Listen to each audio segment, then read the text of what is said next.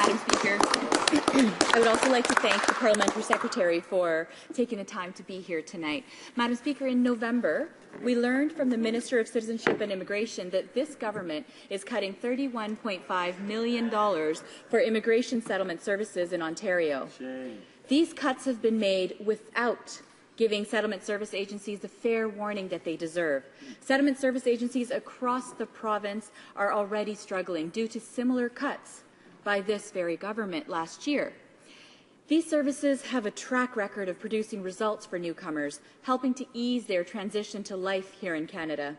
They provide language training, assistance with finding housing, employment services, counselling services, community programming to help newcomers integrate into their communities, skills training, and generally form a support network for those who have left behind everything in their home countries.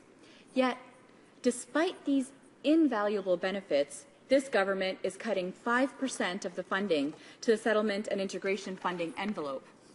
That works out to approximately, get ready for this, $53 million in 2011 to 2012, and an additional $6 million to be cut in 2012 and 2013.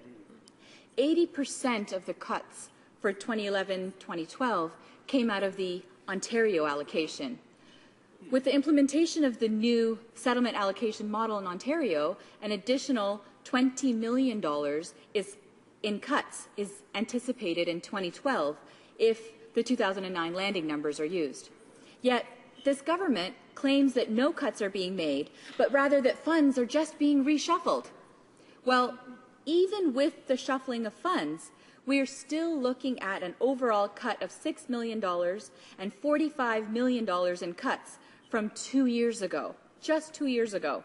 And this shuffling is removing a disproportional amount of money from Ontario and pitting province against province. Yet, again, this comes at a time when the number of newcomers is at an all-time high, Madam Speaker, and Ontario still receives over 50% of these newcomers, the Greater Toronto Area being the final destination for the majority of these newcomers to Canada. Rather than respond to the needs of the provinces and these newcomers, this government has decided to balance the books on the backs of those new to our country. Once again, consistently pitting province against province is not going to solve the deficit. Abandoning these programs is not going to solve the deficit. Newcomers are hard-working people who contribute greatly to our communities and to our economy.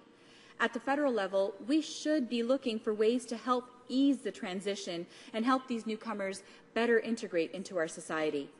We should not be abandoning programs that have a track record of producing results when the number of newcomers is at an all-time high. We need to ask more from our government. We need to ensure that they're not neglecting the needs of the hundreds of thousands of newcomers in Ontario and across the country. Madam Speaker, I ask again, why is this government making it harder for newcomers to access the services that they need, and will the minister maintain the key supports and services that newcomers need to thrive in this country?